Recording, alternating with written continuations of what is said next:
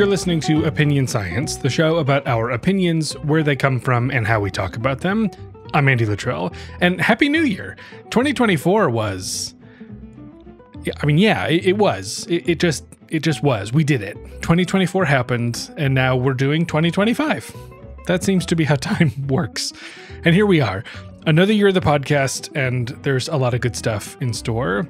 And we're kicking things off this year with a buddy. Joe Siev is a postdoctoral fellow in consumer behavior at the Darden School of Business at the University of Virginia. But I've known Joe since he was a baby grad student. He started as a PhD student at Ohio State the year after I left, but I'd kept in touch with folks in the lab and got to know about this sharp kid doing interesting work. And it's been fun to follow what he's done since then. Today, we'll talk about his research on how people think about extreme things in unique ways. Ways that can sometimes undo assumptions that social psychologists have had for a while. This work of his is also related to the experience of ambivalence, which has come up plenty of times on this show. Ambivalence is when something seems both good and bad at the same time, and people have a hard time knowing what to do with that feeling. For more on ambivalence, you can dig up episode 35 of this show with Iris Schneider. But I say let's do this. Welcome to 2025. Here's my conversation with the wonderful Joe Siev.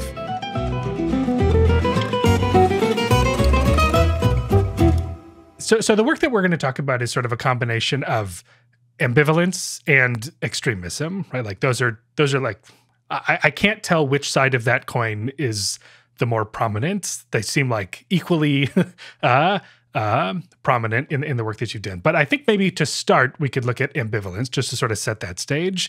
And so could you give your rundown of what it means to be ambivalent and kind of what that's meant to psychologists up until you stepped on the stage? Absolutely. Ambivalence has multiple definitions and multiple ways of measuring it. So ambivalence in the most general sense means mixed opinions. So holding some evaluations that are positive and some that are negative of some object. So like maybe you really like cheesecake, but you also wish that cheesecake was a little bit less caloric. So that could be one way to be ambivalent, is having some positive evaluations and some negative.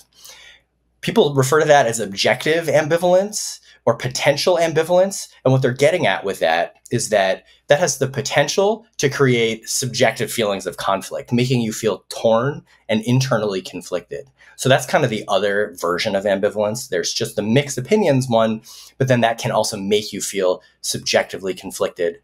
So subjective conflict is what we focused on in this work, so feeling torn. And it's also worth noting that in addition to feeling subjectively conflicted when you have mixed opinions, people can also feel subjectively conflicted for other reasons. So, for example, if you disagree about something important with someone that you care about, let's say your partner, that can create some conflict, not because you have mixed evaluations of the thing that you're evaluating, the cheesecake, but because that disagreement that you have with your partner can also make you feel ambivalent. And there are other ways as well. So expecting that you're gonna encounter information that counter-argues your position, even if you don't have it yet, just anticipating that there might be more to the story than you know about right now can also create a sense of internal conflict. And another version, a fourth way to get there is wanting to feel a different way than you did. So you might hate exercise, but you really wish you liked exercise, and that can create some internal conflict about exercise. So there's the mixed evaluations, and then there's the internal subjective experience of it. So what is it? I think this will be relevant too. What is it about having this mixed reaction to the world that feels bad? Why would necessarily there be this road between saying, yeah, there's good things and there are bad things. Cheesecake is yummy and it's bad for me, and going like, oh, but it's such a problem. What is that link there? That gets at the other part of your previous question too, which is about what has ambivalence meant to the field over the years. The reason that ambivalence is important, and the reason that people care about their own experiences of ambivalence, is because it can impede decision-making and action. So do you eat the cheesecake or not? Do you go exercise or not? So people are more able to act decisively when they feel pretty clear about one course of action, whether it's to approach or avoid something, to give it a thumbs up or a thumbs down. But when you feel torn in both directions, it just makes it harder to move in the world. It can paralyze you. And so there's research that shows that people will delay decisions when they feel ambivalent. They might try to outsource those decisions. It's just tough to jump off the fence and figure out what to do. Yeah, it's about this kind of longstanding desire for people's opinions to say something about what they're going to do, right? Like generally we would say that like when I like something or favor something, I'm going to do things that express that or do things that are in line with that. But it sounds like, even if I generally like cheesecake, if I'm kind of torn about it, that liking doesn't tell me as much about the choice I'm about to make when it comes to what I'm actually going to have before me. So generally, ambivalence has been related to doing things less, right? Like you said, paralyzes people, leads them to delay. But you come along and you try to say like, actually, let's change the story a little bit. And so under what conditions might we actually start to say, oh, this story we've been telling forever about ambivalence might not apply in every circumstance? Yeah.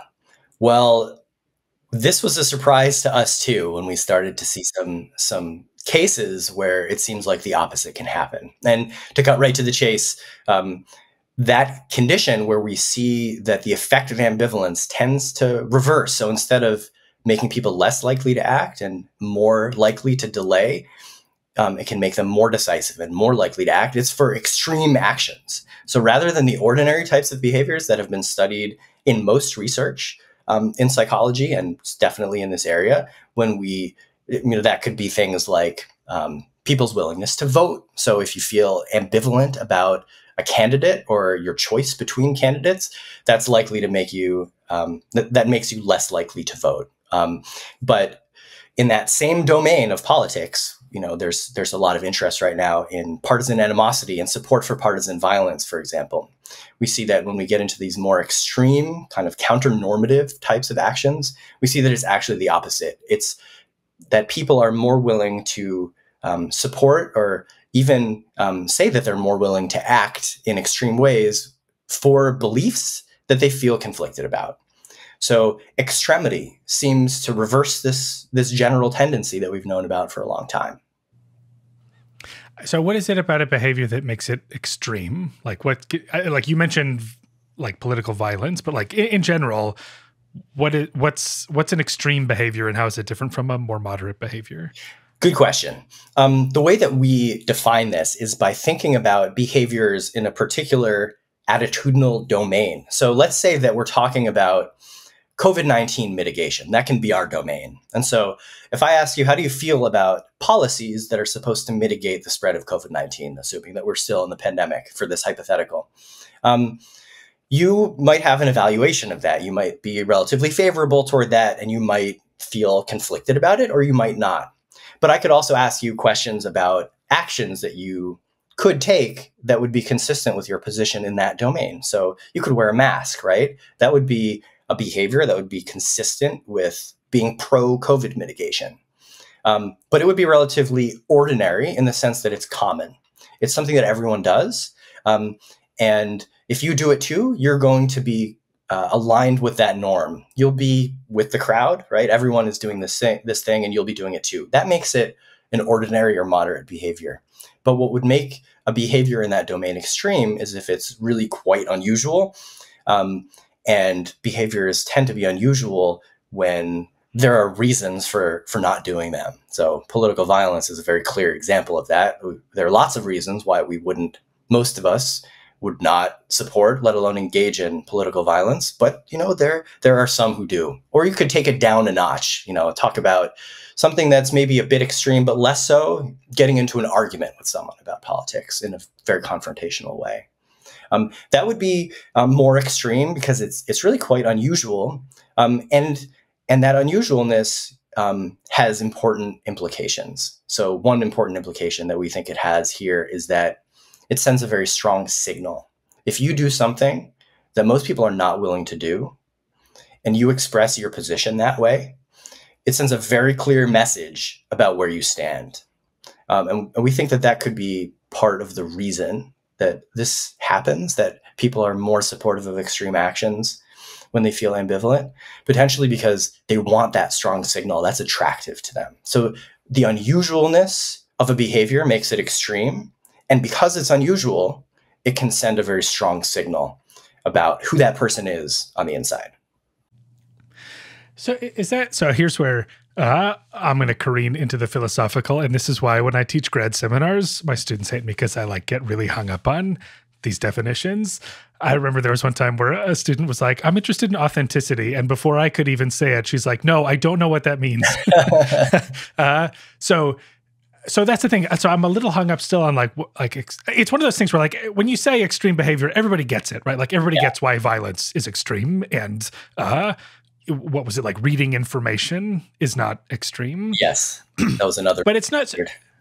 Yeah, I was looking on the list, what was the least extreme? And it was just reading information about the topic. Pro attitude, right? So reading information supports your view. Right. So not a radical action, which makes intuitive sense. But I was a little surprised when you were talking about extremism that it was that you kind of defined it within how typical it is.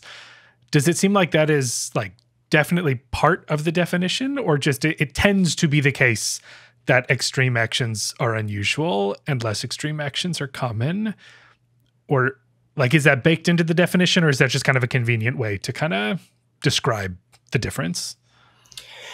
I think it's baked into the definition. There's definitely room for multiple perspectives on this. I think it's based into the definition.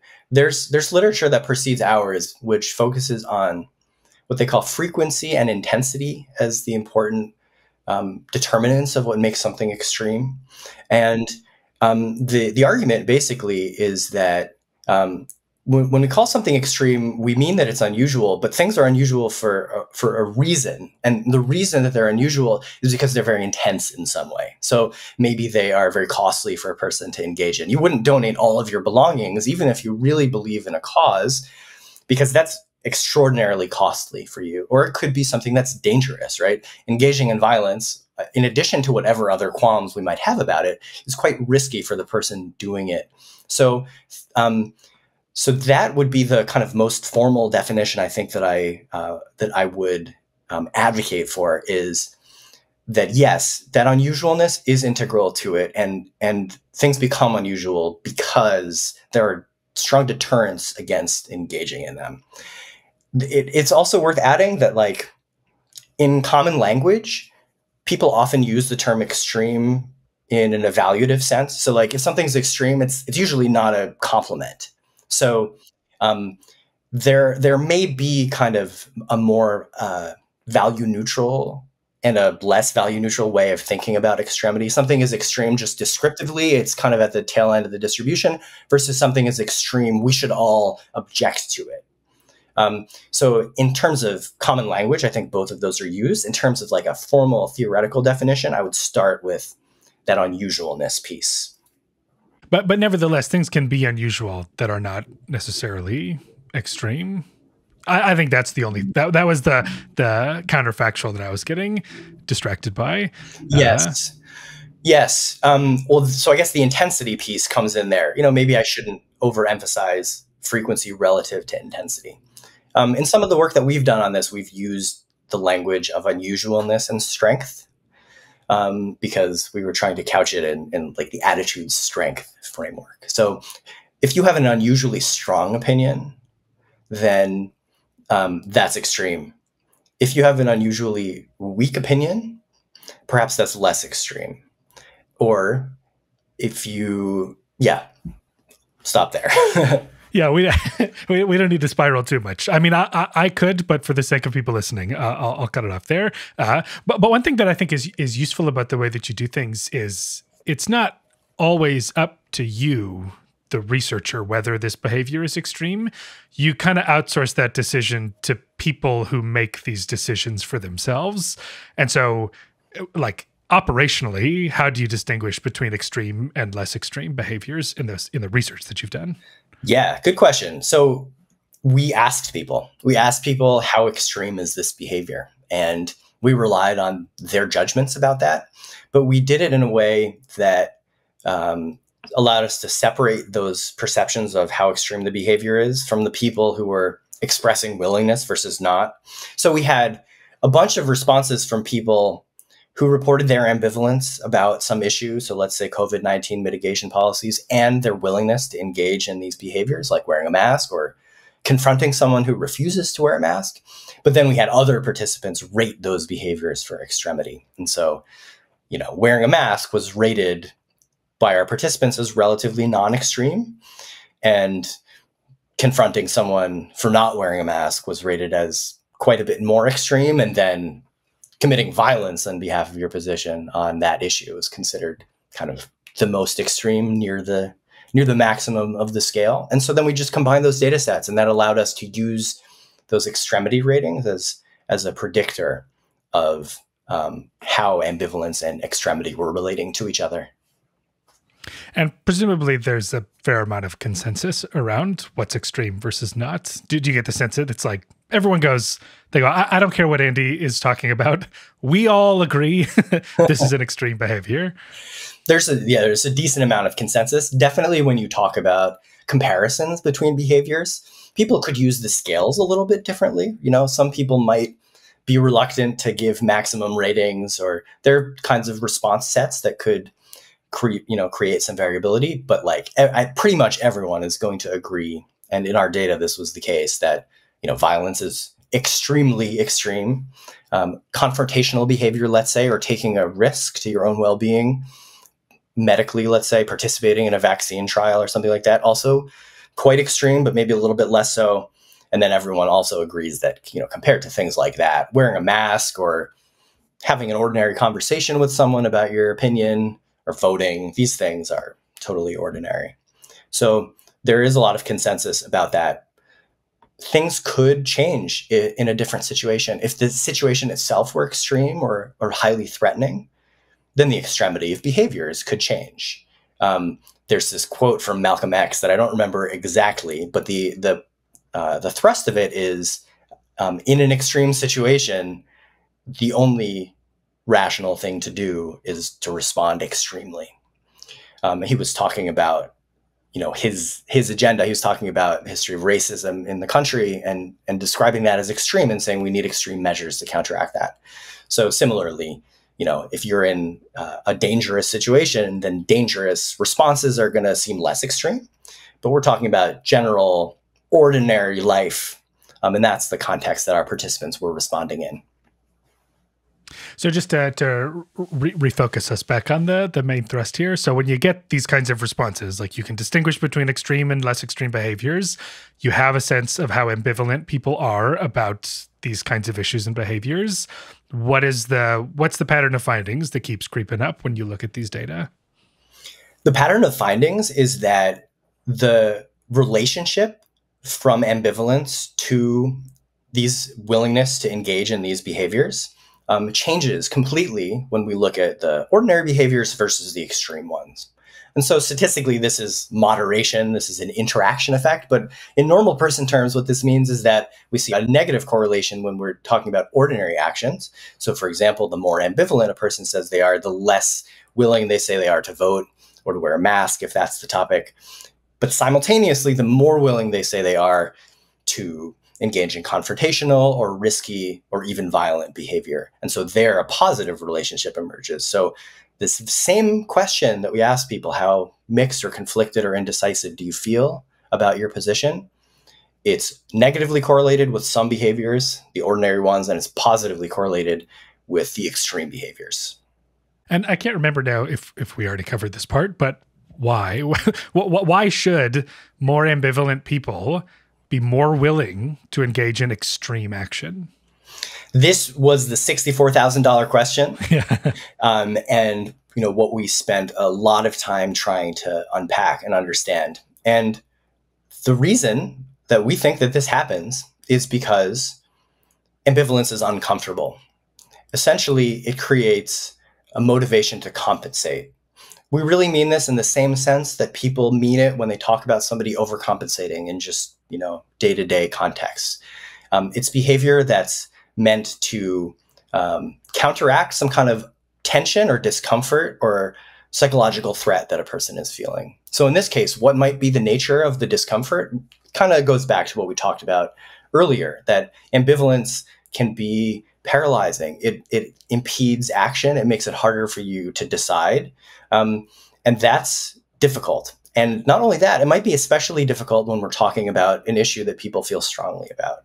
So that's true about political issues in general. But it's especially true for people who care a lot about politics. And that's something that we find, is that people whose opinions on politics are quite strong. So maybe they are ideologically extreme, or it might just be that they have a very extreme attitude on that issue. If it's a specific issue, like let's say gun control or COVID-19 policies, those people show this effect of ambivalence on extreme behavior especially strongly, which is consistent with this discomfort and compensation story, because it seems that it's especially disconcerting for people to feel mixed about something that's quite important to them. So that combination seems to be especially potent and creates this kind of defensive or compensatory drive. And these extreme behaviors just are a quick way for me to establish this is where I stand. It's clear to me. It's clear to others. I don't have to feel so conflicted about this if I could just take some decisive extreme action. And ultimately that's presumably why they're doing this. Yes. That does seem to be why they're doing this. They have something to prove. And this is an effective way to prove it. So it's clear, it's efficient. Other people aren't doing it. And it allows people to kind of rectify that discomfort or to try to. Mm-hmm. There's in the paper you talk, there's a conclusion that I didn't quite follow, which was that that this isn't about resolving the ambivalence. It's about something else. So could you explain a little bit what that means? Because typically what ambivalence people would say is I feel so mixed up about this that what I really want to do is address that discomfort by deciding where I stand, and that's going to help me feel better. And it sort of seemed like this would fit that you'd go what I'm ultimately trying to do is to escape this feeling by taking decisive action. But so what do you mean that that's not the case? Or what evidence makes you think that that's not quite what's happening? We thought that would be what's happening. That was our initial expectation, just like you. It's functional, right? If you need to make a decision and you're conflicted, if you can get over your ambivalence, then you can go ahead and make your decision. We thought that might be what's going on. And we wanted to gain some evidence for that possibility. But we also were aware that there could be other reasons for it. So maybe to backtrack a little bit, it's probably worth noting that when in general, outside of the ambivalence context, when people experience psychological threats or discomfort, there's research that shows that they can respond in a variety of different ways. So one way is they can try to address the source of the problem. They can get rid of whatever's making them uncomfortable. So when we talk about ambivalence, that's kind of what you described. They would be trying to reduce their ambivalence and take a position on one side. But that's not always an option or a desirable option. For any number of reasons, people might not think that they can address the source of the problem. And in that case, people do different things. They might try to distract themselves, or they might try to kind of symbolize and kind of just signal that they have this characteristic that they feel insecure about, even if they don't really. And that could also be what's going on here. And so to get back to the ambivalence context, we wanted to manipulate that motivation to reduce the ambivalence versus not.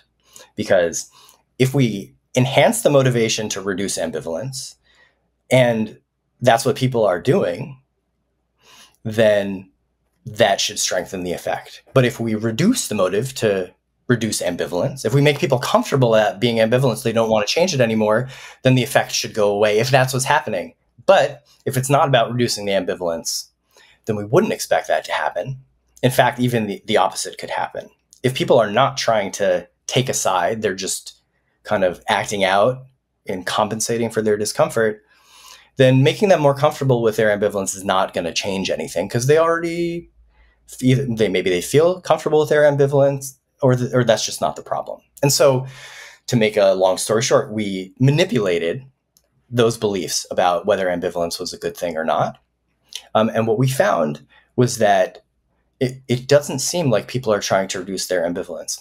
When we convinced people that ambivalence is a good thing, so in one study, we just described it as reflecting being fair and unbiased and knowledgeable. In another study, we talked about how the political domain is full of trade-offs and it's complicated, and so it's appropriate to have some mixedness. What we found is that the effect was still there, and if anything, perhaps even a little bit stronger. But it was when we made people doubt their ambivalence, when we said that, a lot of political issues are really pretty one-sided here. Or if you're ambivalent, it kind of makes you wishy-washy, unreliable. Like, why can't you just make up your mind? That's when the effect went away. And so what that suggests is that people aren't trying to reduce their ambivalence when they endorse these extreme actions. They're reacting to how they feel, but it's not about trying to reduce ambivalence. It's about symbolizing. Mm. So it's as though people could be saying like, oh yeah, I know, like stuff is complicated and I'm conflicted and that's fine, but like, God, does it feel bad? So like, sign me up for this extreme action. And so you don't have a sense that like, it's not as though people didn't resolve their ambivalence. Like you don't have that kind of information, but you just know that like when you allow people the comfort of being okay with ambivalence, they're still, or even more so, having this defensive response to just feeling yucky about not having reached some conclusion. Yep, exactly. It seems like there's something about this combination of negative affect or feelings, bad feelings, and a positive interpretation of those feelings or of the source of those feelings. So kind of feeling uncomfortable and saying that's valid, that's justified, I'm right to feel this way. That seems to be an especially potent combination. I do wonder about the generality of that formula of negative affect and positive cognition as potentially a cause of extreme actions.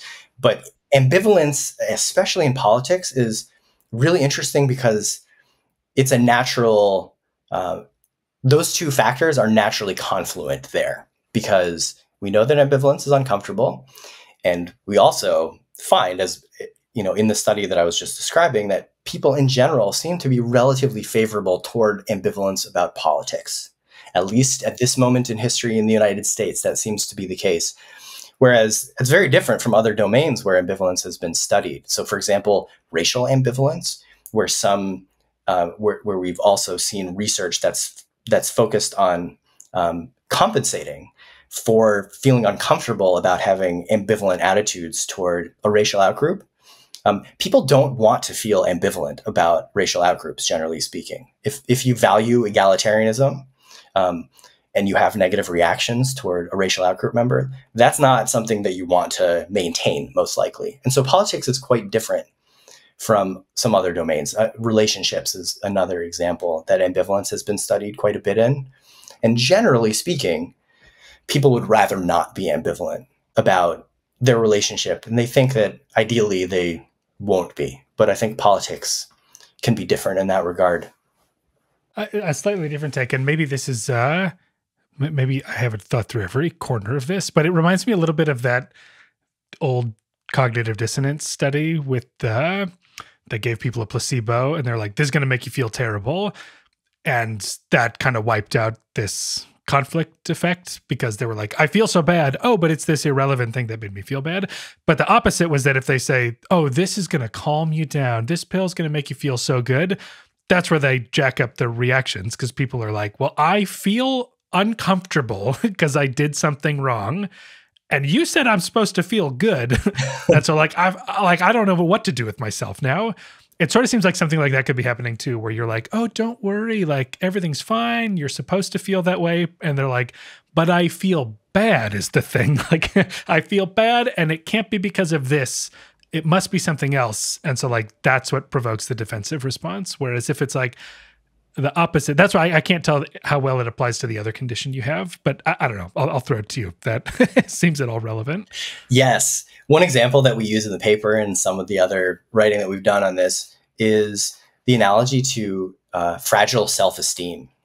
So there's research that shows that people who think very highly of themselves but feel conflicted about that, they have maybe some doubts about it in their heart of hearts, can behave differently in some ways. So imagine that there are two bosses, right? There's one boss who thinks highly of themselves and feels quite secure and confident about that, and another boss who also thinks quite highly of themselves, but secretly maybe they have imposter syndrome or they feel insecure about their standing. You can imagine giving feedback, let's say some kind of criticism to the boss. You made a mistake or you mixed something up. I think intuitively we can anticipate different kinds of reactions from those individuals. Maybe a more restrained kind of action that's just focused on responding to the issue for the secure boss, but the insecure boss is going to feel uncomfortable with that criticism and might lash out. And so imagine if you told that boss, hey, you're right to have imposter syndrome. That's good. Like, good read on the situation. Your imposter syndrome, you are an imposter. So it's a little bit like that. Telling people that they're right to feel off. Mm-hmm. Yeah, you're telling me things are okay, but I still feel bad. Yep. Kind of feels like the experience that's being captured in that condition. Yes, I think so. So the other side of the coin is interesting too, which is that, so you find support for this idea that like the more ambivalent people are, the more willing they are to engage in extreme action. But it's also worth noting that like even in the same sets of data, you find support for the story we thought we knew all along, which is that for other kinds of behaviors, more ambivalence is related to being less willing or interested in doing those things. And I wondered if you think that makes us reinterpret that pattern, right? Which is to say that like, is it that all along the issue has just been that we've been observing people's willingness to do things that can't address the feelings that they're having?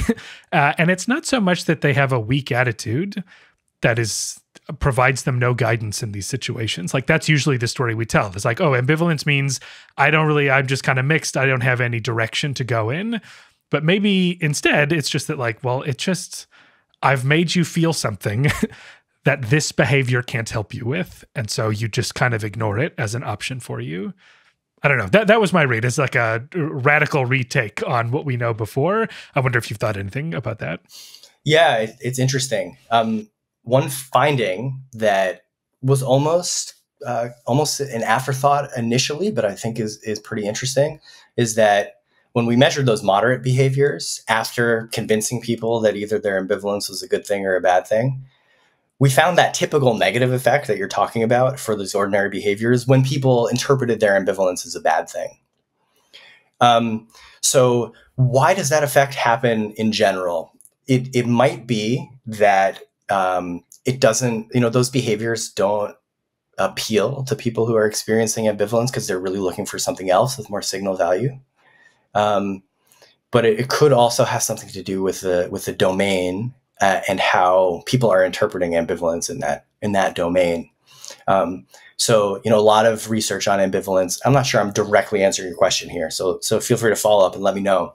But a lot of research on ambivalence looks at, let's say, health behaviors or purchasing behaviors, where ambivalence really is kind of an impediment. It's not the goal. It's not likely to be seen as appropriate or something that you want to maintain. And we see those negative effects there usually. But in the politics domain, at least here, we needed to make the interpretation negative in order to find the effect. So I think that's a little bit different from what you're describing. But it speaks to the openness of the question. We've just kind of taken it for granted that ambivalence reduces action without exactly knowing why that's the case.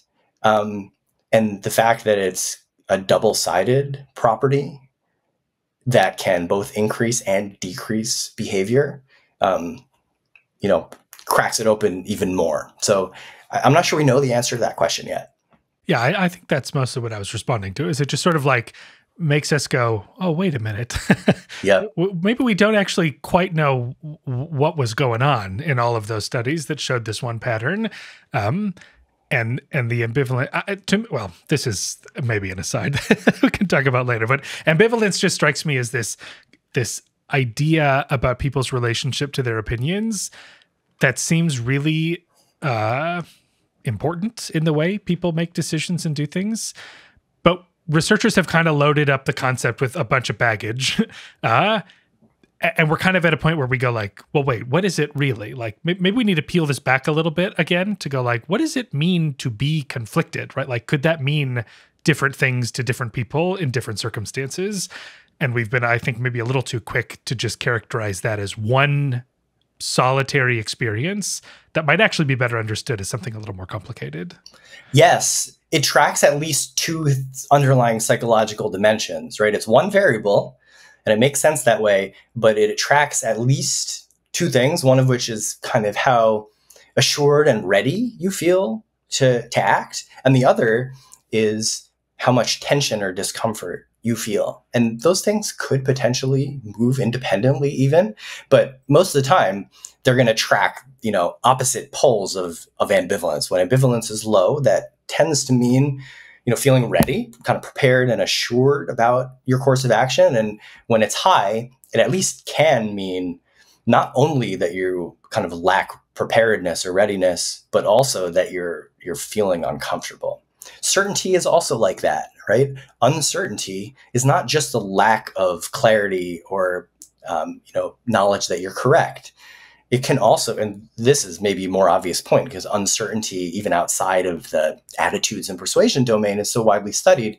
But again, it's, that can indicate not just the absence of something, but the presence of something else. And that's something that hasn't really been incorporated into the literature on these topics yet.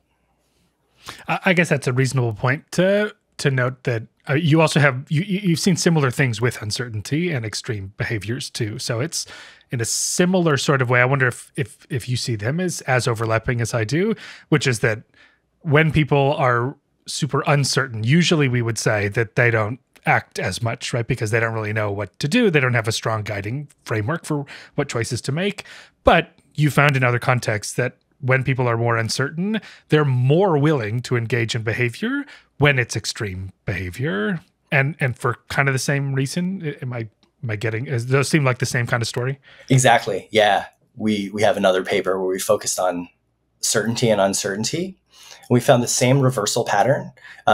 We also found that was strengthened when the attitudes were strong or when the domain was perceived as especially threatening. So that also speaks to this kind of tension and compensation story. When people feel uncertain in a threatening context, that's when it really seems to create this kind of response. If the domain is less threatening, the effect is much smaller or could potentially go away. We did also compare ambivalence and certainty to each other in this most recent paper, which focused on ambivalence. And they interact, and there are some interesting things that happen when you control for each other and see how they predict the behaviors. But the interaction is quite interesting because it parallels, for one thing, some of the work that you've done, where you've seen that certainty increases the impact of ambivalence. So you've looked at that in terms of durability over time. So the more ambivalent a person's attitude is, the less likely it is to stay the same over time, especially if they're, despite being ambivalent, confident about it, right? Am I getting this right? Mm-hmm, mm-hmm. So the same kind of interaction emerges, but the reverse for extreme behaviors. So the more ambivalent a person is, the more willing they are to engage in extreme actions, especially the more confident they are. So confidence and ambivalence at the same time. It's a bit like ambivalence and extreme ideological views or polarized attitudes. That combination that enhances the effect, makes it even stronger. So it's sort of like, I feel conflicted, but I also feel like I know what I'm talking about. And that's where I feel like I have the most to prove to myself and others. So like, I'm going to take this action to like just make it obvious where I stand and what's going on, Yep. because otherwise it just feels too uncomfortable to just stew in this. Exactly. Yep. Mm-hmm. So one other thing you mentioned, the nature of the topics, and I noticed, I think that in all of the cases that you've looked at this affective uncertainty and ambivalence, it's pretty much all in political or politicized domains. Yes. Does that seem like an important part of the puzzle, or it just happens to be where we care a lot about extremism? It is an area where we care a lot about extremism, and so that's part of the motivation for that focus. We came to understand over time that politics and politicized domains have qualities that probably lend themselves to the effect emerging. So it's an area that a lot of people care about. It's also an area that has two sides that many people have some sympathy toward. So it has both the conflict and the, about something important ingredient. I am also really interested in seeing whether similar kinds of things could happen in other domains where maybe it would be less intuitive or less obvious. The example that I always go to in my head, and I'm not saying this is exactly what happened or that this is accurate, but I wonder, the slap, the Oscars slap. Okay. What was going through Will Smith's mind in that moment? Like, one possible story that you could tell is that he was compensating for discomfort about his relationship, which we now know was quite conflicted, but maybe he felt some commitment to respond. It seems like there was something compensatory happening there about discomfort in that situation and responding in a way that's kind of miscalibrated. It's off, right? Like that's what people are getting at when they talk about overcompensating. It's like, man, what is that person doing? Like that seems so over the top. So I wonder if at least in some cases, similar things could happen in other contexts, whether it's ambivalence about a relationship or, about other people. But we focused on politics because we started the project thinking about extremism. So it was like, which beliefs lend themselves to extreme actions? The literature on extremism has focused lots on individual level factors, so which people are most susceptible, and some on situational factors, so like what kinds of social environments and networks kind of make extreme actions more likely. But the belief-based perspective, which beliefs lend themselves most to extreme actions, hadn't really gotten as much attention. So we started with trying to understand extremism there, and so that naturally lent itself to focusing on politics. Great. Well, I think the slap is a perfect place to end. So I'll call it there and say thanks for taking the time to talk about all this stuff. Thanks so much, Andy. This is great.